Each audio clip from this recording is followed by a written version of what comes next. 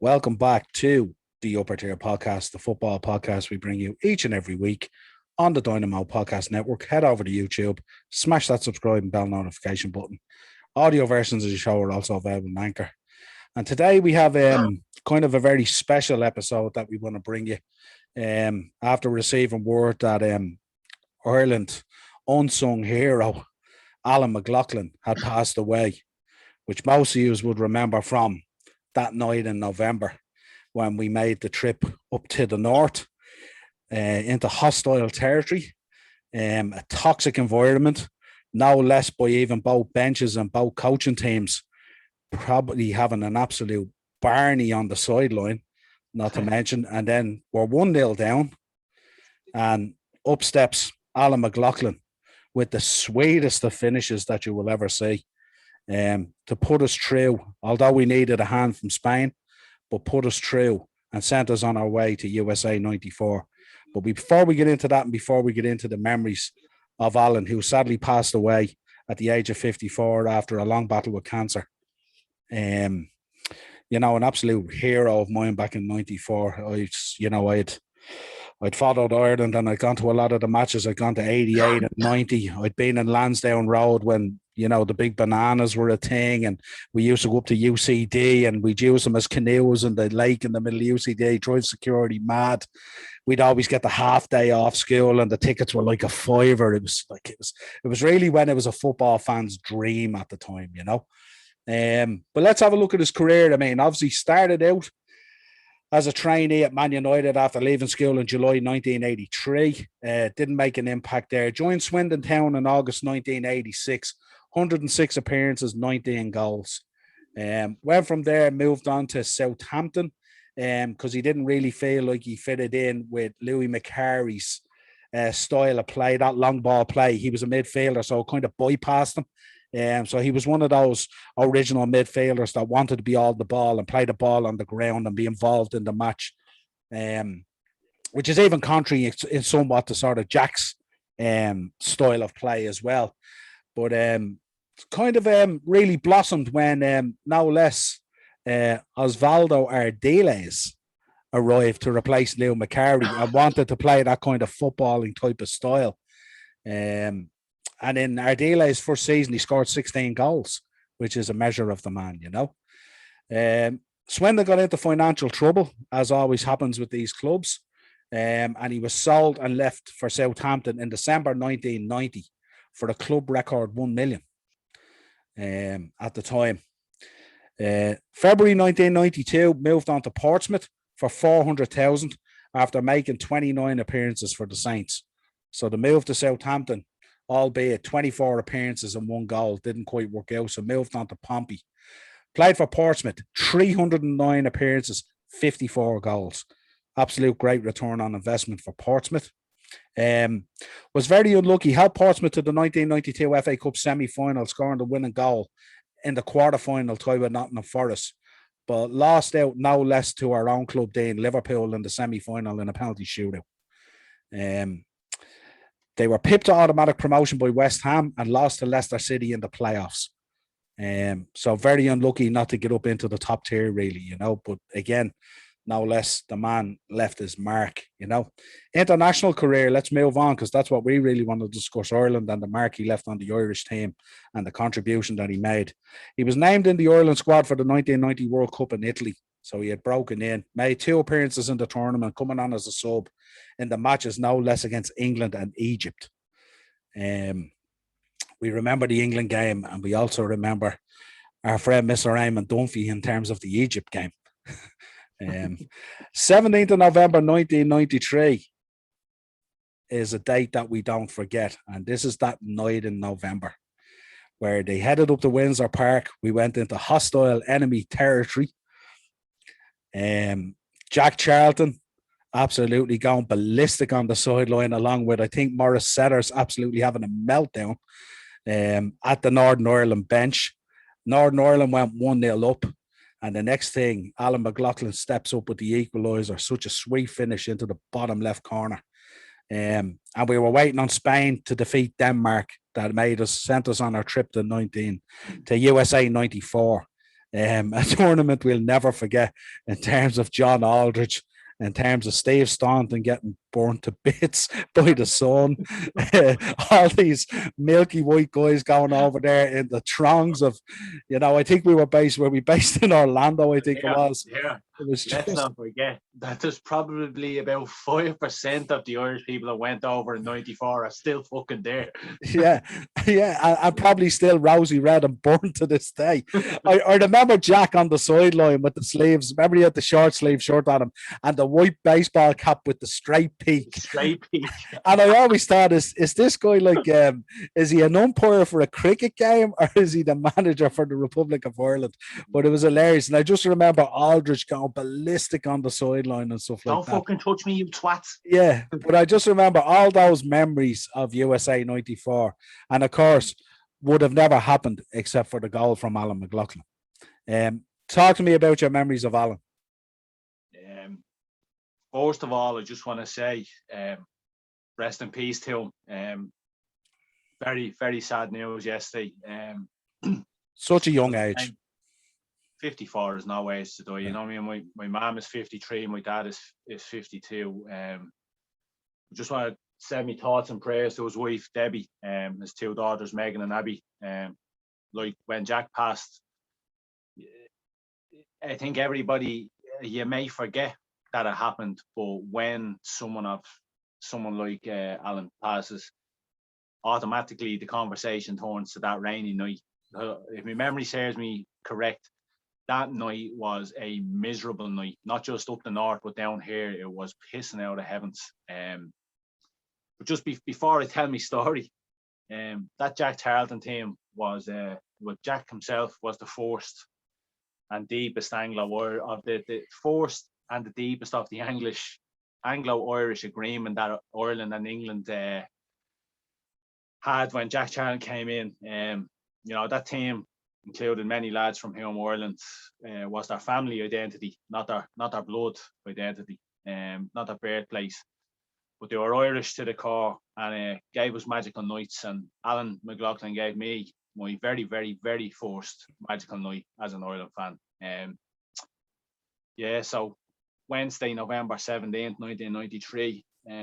As you know, my grandmother is my hero. We could tell 1,000 stories about my grandmother. I could sit and talk about her for hours, even if nobody was listening. But before we moved into the house that with my mum and dad, we lived with my grandmother.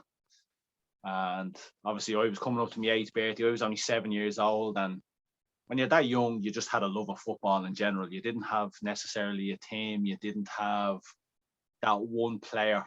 But being Irish, after Italia 90, like when Ireland played, the country stopped, especially in a game at that stature. But anytime anyone asks me, like, what's your very first memory of football? You get a lot of people who were 3 and 4 years of age at the time and saying, oh, Italia 90. And I'm like, BS, I'm calling your bluff, because I can't remember when I was 3 or 4 years of age. But that night, as I said, pissing out of heavens, dark, dreary night. Ireland went up to Windsor Park. This is in the middle of one of the worst times in the country between both sets of fans. They didn't want this game to go ahead. They tried to get the FAI to pull the Irish team out. We watched the documentary with Jack, and the players themselves, only for they were such a strong unit, I don't believe the game would have went ahead. We heard the stories of them driving through the city and kids lined up pretending they were shooting at them. There was rumours that the bus was to be blown up with the players on it. The people forget how much of a hostile environment was up there. But the game itself, they scored and they just shut up shop. We couldn't get anything at all. And I just remember when Ray Hount was taken off and replaced by Alan McLoughlin, probably around the 70th minute, it was kind of the last throw of the dice, in the attacking sense. And my grandmother was chopping and changing. My grandmother loved listening to Jackie Fullerton commentate. He was like, to Northern Ireland, we had George Hamilton, they had Jackie Fullerton. Yep. I mean, we just kept chopping and changing. And as we got that free kick, the Irish comment, George Hamilton, and I'm not sure whether it was Jim I'm not sure if it was Jim Beglin that was commentating. Not sure. I'm not 100% sure, but I just know the other commentator said, as we speak and as we go into the last 15 minutes of this game, USA in 1994 seems so far away, and you could hear the resignment in their voices that we're not going to make it, we're not going to get there. So we flicked over to BBC One, and Jackie Fullerton, and I'm not even going to attempt to do his voice because he had such unique. It's so unique. I'll so just leave unique. him to I'll leave him to talk. Yeah. But I just remember him saying, "Is there a final twist in this Irish story?" And as he said that, we flicked back over, and George Hamilton is just going, "It's there! Alan McLoughlin has done it!" And he's just running off with the clenched fist. He didn't know what to do to celebrate. And he's like, yes. And I just remember, even talking about it now and getting goosebumps, I just remember the house going crazy. Even though there was still 15 minutes left in the game, I just remember everyone going bananas. And then the kind of celebrations with the team kind of cooled down, and the camera went to Alan McLoughlin. He was standing waiting for the reset, and he was just head down with his fists against his eyes. And I was like, he's crying, and she's like, he's not crying. Will you stop? He's in the moment. And then obviously with the last 12, 13 minutes, where it was you would have been a lot older than me, so I can only imagine what the tension. I'd say the tension was palpable. Man.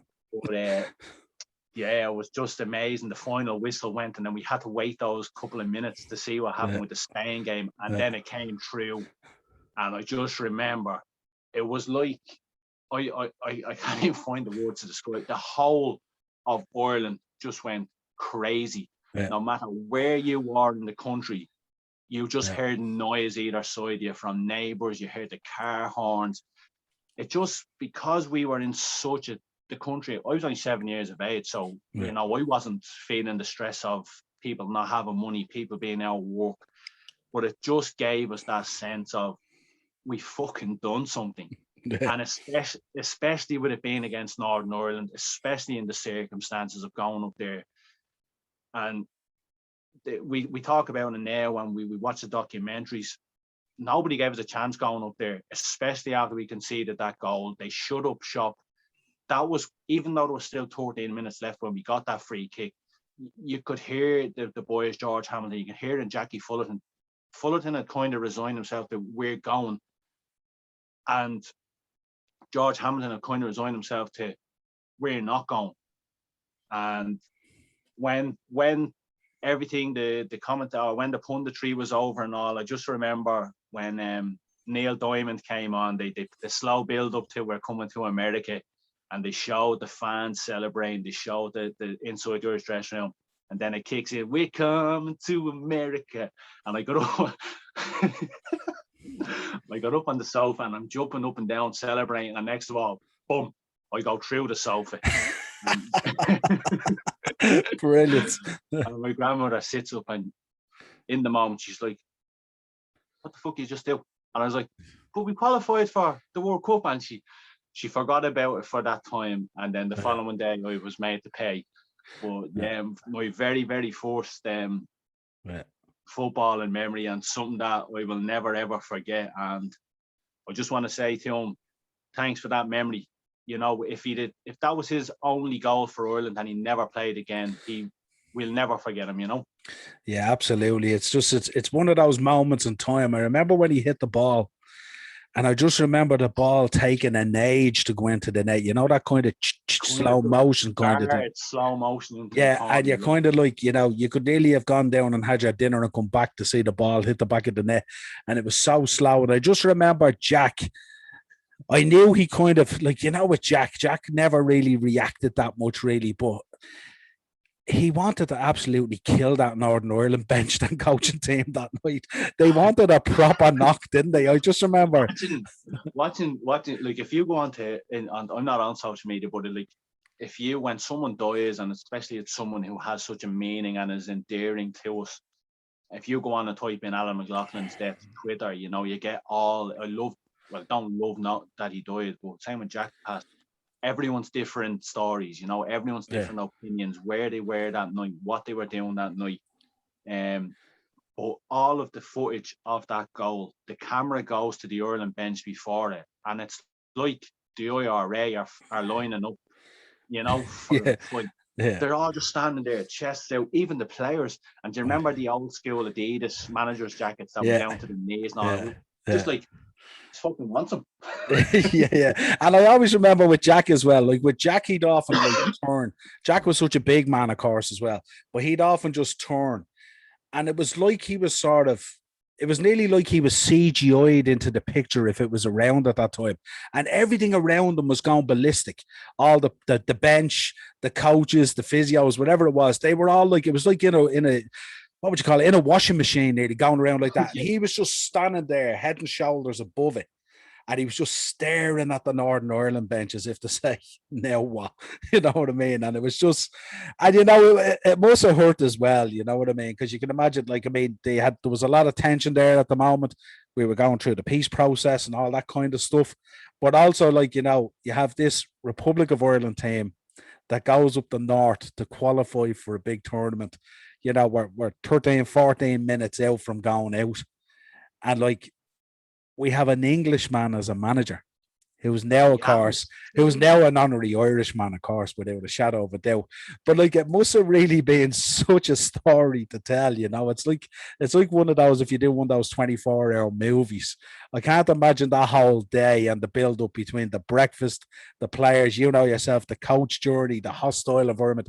And it was, if you want to talk about hostile environments, I mean, people talk about Galatasaray and, the yellow wall at Dortmund and, going to Prague and stuff like that. You try and go up to Windsor Park on a night like that with Northern Ireland fans. If you want a hostile environment, you'll get it, Let's be realistic.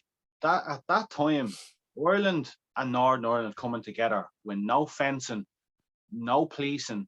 That was like Israel and Palestine. They for anyone that's watching this that is too young, that you weren't born when this was going on, read up on the troubles in Ireland. Everyone knows about the troubles in Ireland. But read up on that specific time, the murder in the pub where the boys are watching the match and they went in with the machine gun and just blew them away, Yeah. This was this, you talk about gang wars and all nowadays. Back then, this was pure and utter hatred. And they really genuinely didn't want this game to go ahead. There was real fear that this was going to end in tragedy. There was rumors of the bus being blown up while the players were on it. The atmosphere that night was fucking mental. And when we scored, you could hear a pin drop in it. That's what made this so magical, was all you could hear when that goal went in was the Irish players' celebrations. It was fucking wonderful. Wonderful. Yeah. Unbelievable, yeah. And set us on the road to USA 94, which again has delivered, a whole different story and so many more memories. Some we take with us, some we don't. We'll have to do a show on. We'll have to get a few of the boys on and do a story about 94. Yeah, well, the plan is to do an actual episode or maybe a couple of parts on the whole Jack Charlton era, really. You know what I mean? Because the big man definitely deserves a spot on the podcast in terms of an episode or two, But yeah, I suppose all we can leave it with, I mean, I'm going to leave it with one thing. He was the first Portsmouth player to be included in any World Cup squad since 1958, which is a mark of the man. We thank you for the memories. We salute you. Condolences to the family as always. Again, through these COVID times and all, we've lost an awful lot of, football related people that we hold near and dear to our hearts, who do jog those memories, like the memories of yourself with your grandmother and those first memories of football. So Alan McLoughlin, he's the first of that Jack Charlton era to pass. We sincerely hope that it's a long time before we say goodbye to another one. As I said, if he never scored another goal or played in your green jersey after that goal, he'd still be remembered forever. We're a small Ireland, but if you're one of us for fucking ever. Absolutely. So rest in peace, Alan McLoughlin.